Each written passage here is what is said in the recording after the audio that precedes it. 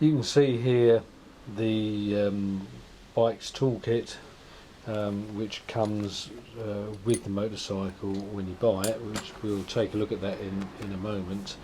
And then in the tool compartment you can see some other odds and ends that I carry there. This is a set of feeler gauges, we'll look at those presently. And then we've got some other odds and bits. This thing is a tool for adjusting the suspension spring on the rear suspension. This thing is a tool for removing the alternator rotor should I need to. Some vice grips, some mini vice grips, a spark plug gauge, and some zip ties. In here are a few fuses and some wheel balance weights.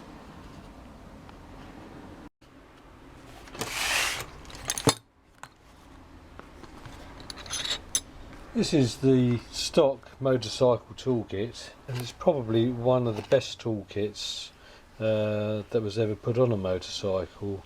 Really good quality tools and really comprehensive. You can do a lot of work with this, probably all the maintenance work necessary on the bike from the point of view of servicing, and you can also do quite a lot more in terms of repair work and dismantling than you could certainly do with any other motorcycle toolkit.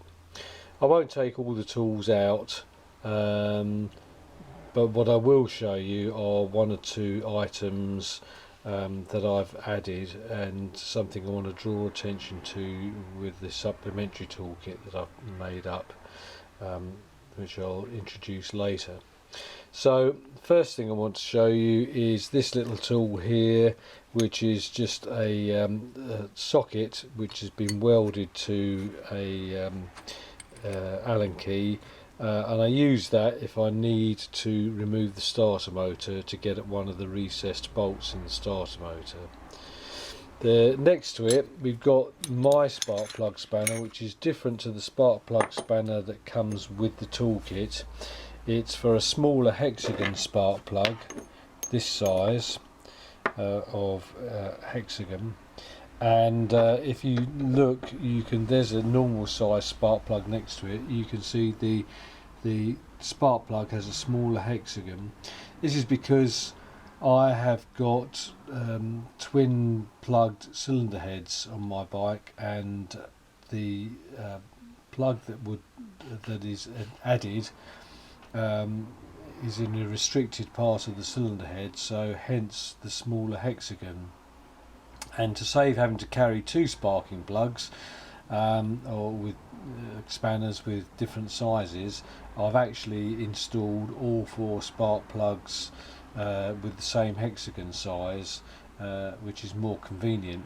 The heat range of the spark plug is exactly the same as stock, so there's no difference there. It's just that this hexagon is smaller, and this is the spark plug box spanner that fits it. The other thing I want to draw your attention to is this tube is an extension lever, so that you've got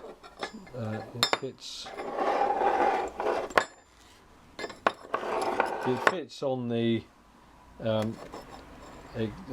spanner or on the socket like that, so that you can extend it to give you more purchase or more leverage when you're undoing the wheel nuts.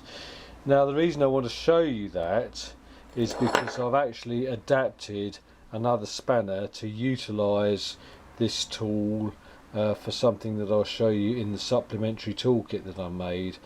I don't think there's anything else in here I need to show you. As I say, you can see we've got an assortment of spanners, an assortment of Allen keys, and a couple of different box spanners.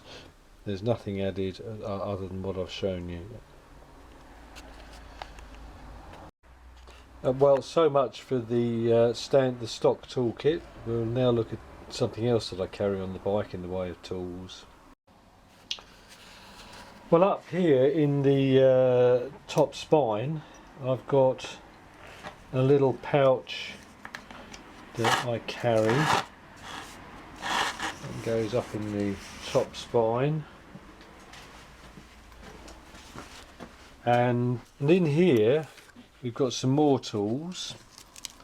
We've got a few small sockets and a T-bar and a handle and a couple of extensions and 3 sockets, and all of those are for accessing and undoing small fasteners.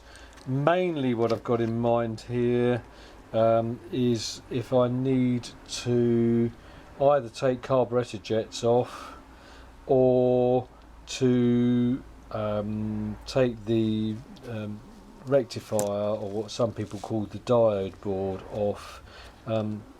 These tools will do that job, and any other small fasteners that don't come to mind at the moment. In addition to that, I've got a piece of cable here, and this probe. This probe's got a bulb in it, and I can plug the extension lead into the back of this probe, and then I can clip on with the crocodile clip on the other end of the lead onto an earth point and test with the probe for live circuits if I need to at the side of the road. And there's also a facility for having 2 crocodile clips at either end, so this can either be used as a jump lead on its own, or it can be used in conjunction with that probe for testing for live circuits. There's an odd bit of wire with a couple of female spade connectors on that I put in there. There's an angled tyre valve adapter should I need it, and there is also a few steel equivalents of cable clips or cable ties. That lives in there, it's tucked in.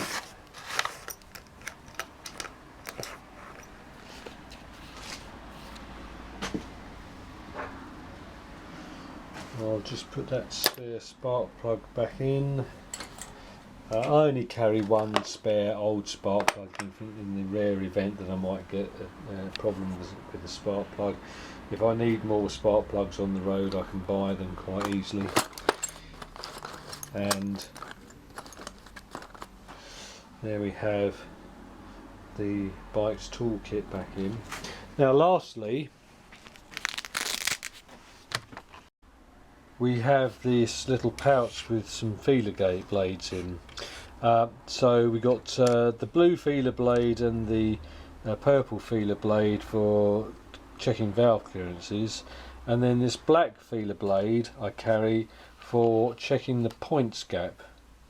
So you might be surprised to hear that I got points on this motorcycle, and I've had points on the bike for 20 years, which run through a Dyna ignition booster. The reason I converted it to points is because I find that although the Bosch ignition system is quite good, it isn't entirely reliable, and Hall effect triggers are known to fail. Replacement Hall effect triggers nowadays have pattern Hall effect devices in them, and the electronic ignition units, it's sometimes possible that they fail, especially if the heat transferring paste, conducting paste is allowed to dry out between the heatsink and the ECU. So I swapped over to points operated ignition. Runs through the Dyna ignition booster, So it's effectively an electronic ignition that is triggered by contact breaker points.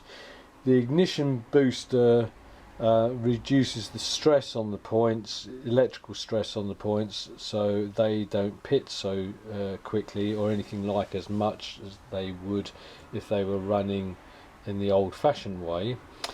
And should the ignition booster fail, the system will function quite happily as a normal point setup.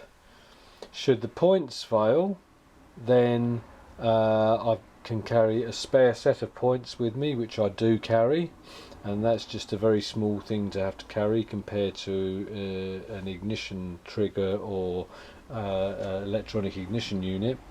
And I also carry a spare capacitor should I have any trouble with the capacitor if I'm running without the ignition booster. So that's the setup I run.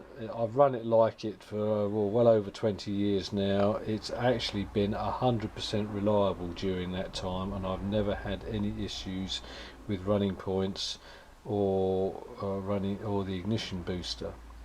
Maintenance wise, yeah, it's a little bit more maintenance required. I actually nowadays I check the points maybe once every 15 or 20,000 miles, and I actually find over that period that the dwell angle doesn't go outside the manufacturer's limits, so I'm quite happy with that. The bean can requires maintenance anyway. You've got to lubricate the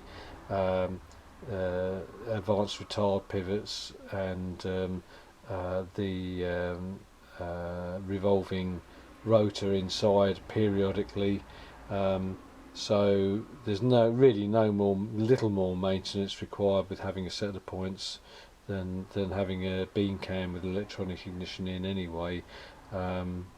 So that anyway, that's the way I roll, and I found it very satisfactory. Well, moving on, we move into the locker that's in the petrol tank. So that's my disc lock. That's not a tool. We don't need to look at that.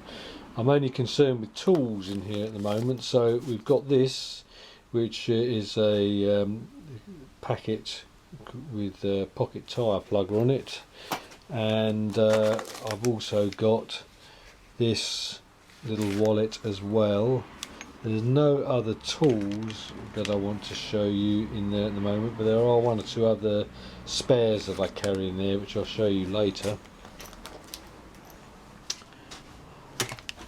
Well, in this wallet, all that's in here are some canisters of CO2 gas.